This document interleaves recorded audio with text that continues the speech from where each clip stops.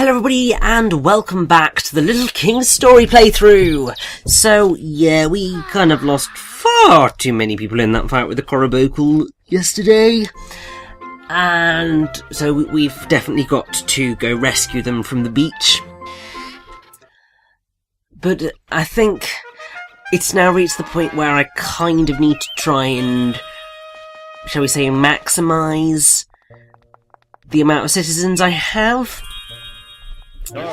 So once we've gone picked people up, 'cause I mean 9 people is a lot of people, like a huge number of people to have lost in a fight. We're certainly probably going to experience worse later down the line. That's going to be interesting. But I thought, well, there is a way that I can probably get a nice, easy, extra batch of citizens. Might not necessarily do anything with them, but just having that extra total should at least mean that we are in a position where we're not going to suffer as badly if I lose people in a fight. So, with our guard of 23, let's send everybody into the church to get married! And we can see who's in love.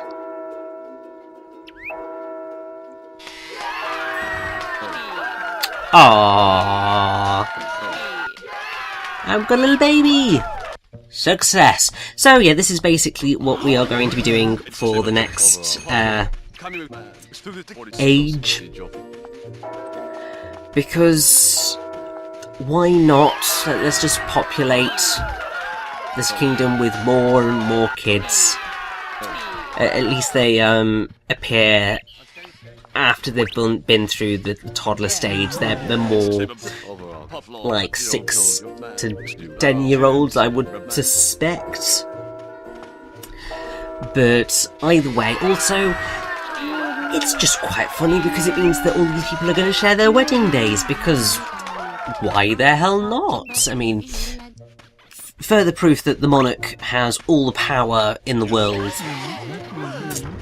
because it's just like, I decide when your wedding day is, nobody else.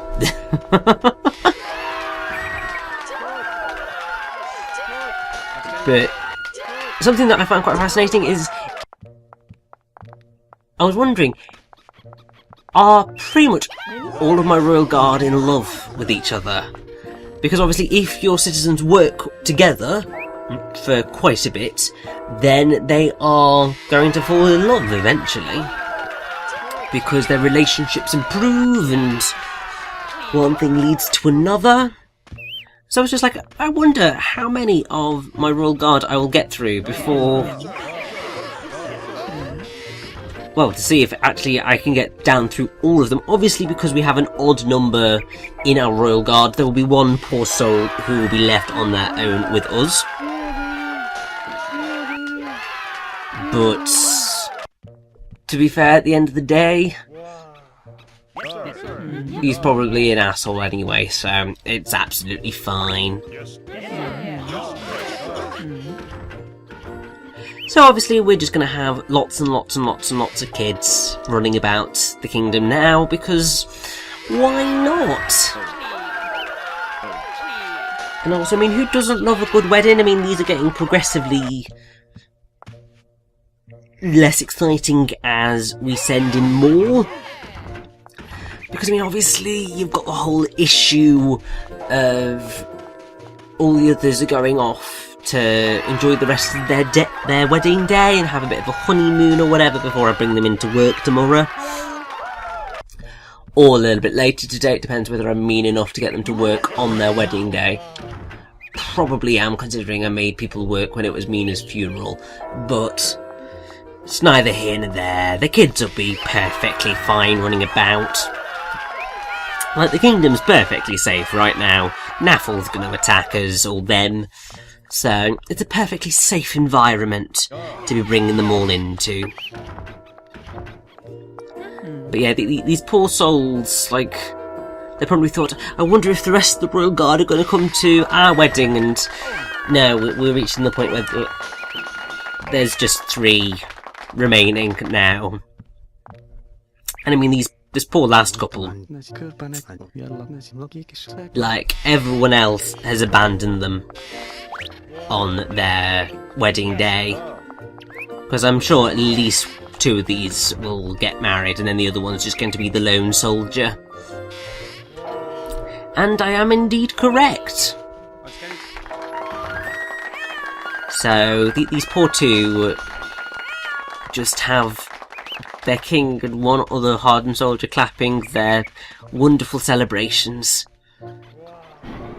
So yeah, I felt bad, and then I just thought, yeah, sorry mate, you're just gonna have to die alone.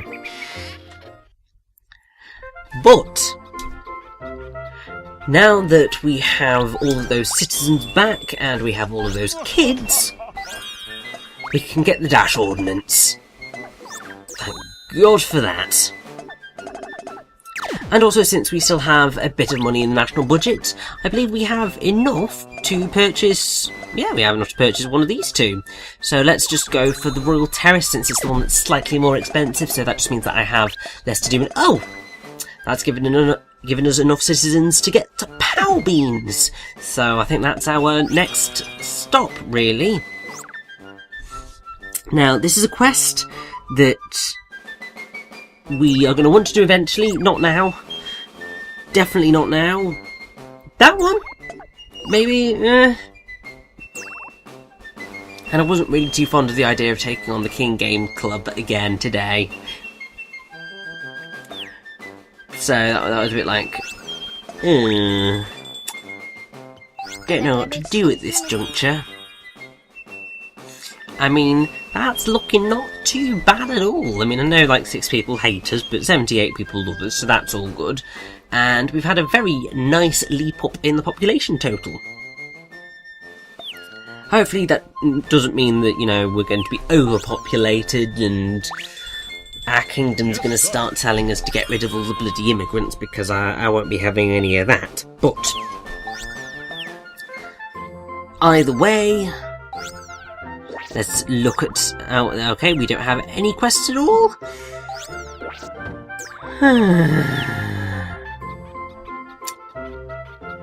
It's at this sort of point where I was just like, I don't really know what I want to be doing. It's just like, do I want to just go take on King Shishkirabu? Do I not? How do I want to go about this? And I think I just thought, well... perhaps if I just go run about the kingdom a little bit, just try and find things to make a little bit of extra cash. Maybe check out a few of the residences we've just built. Something, anything to just kind of pass the time, almost. Or, you know, just have another run through Sunflower Plains, because I'm sure you're not fed up with that by this point.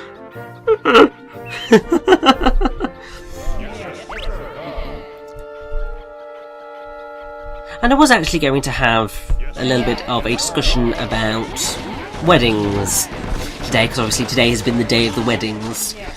But really, we've just gotten through that bit without much difficulty, and also there's only like 3 minutes of the part, well, 4 minutes of the part left, so it's not like we are really struggling for anything.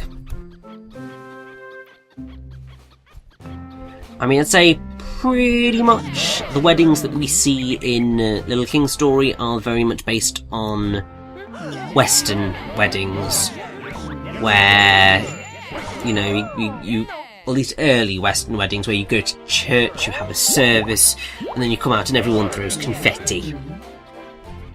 Because, I mean, that's always lovely. And obviously you typically have the wedding march. I mean, I believe that the most famous song is potentially, I think, is...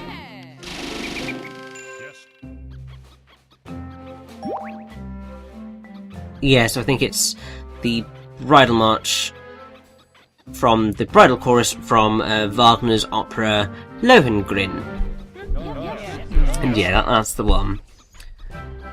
But there's been many songs that people have used for their bridal marches and stuff. I mean, you've had, I think, the Trumpet Tune by Henry Purcell, the Trumpet Voluntary by John Stanley, selections by George Friedrich Handel, perhaps most notably Air from his Water Music as a processional and Aller Hornpipe as a recessional. So that's going in, going out. Obviously, as I've just said, bridal chorus from Lohengrin by Wagner.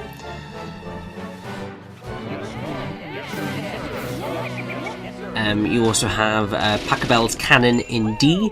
That's one that does turn up relatively often. The Wedding March from Felix Mendelssohn's incidental music for the Shakespeare play Midsummer Night's Dream uses a recessional.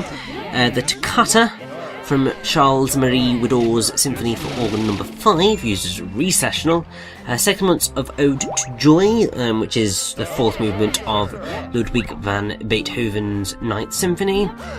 And then more, well, in modern eras weddings, people just put on whatever the hell they like, whatever is important to them, whatever symbolises their relationship or them as a person, and I think that's certainly the way to go about it these days, is you do what makes you happy and your wedding will be a lovely one. Also, I was not expecting that Rocky to turn up. And then I was just like, oh, that's fun.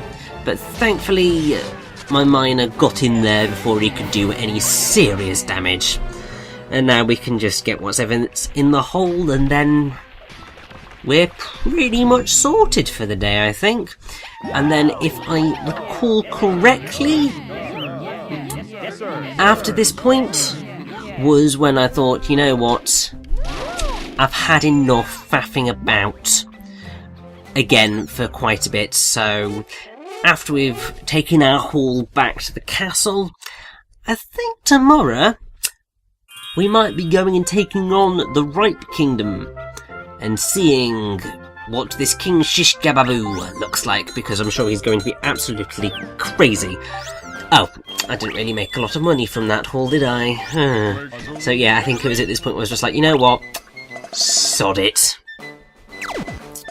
I'm going, taking down that king, and then I'm going to have a lot more money to play with. So I think let us rest up. I mean, I hope I'm right on that, because otherwise I'm just going to go kick myself when I start doing my next commentary session. But anyway, let's save up, and then we will deal with everything from there.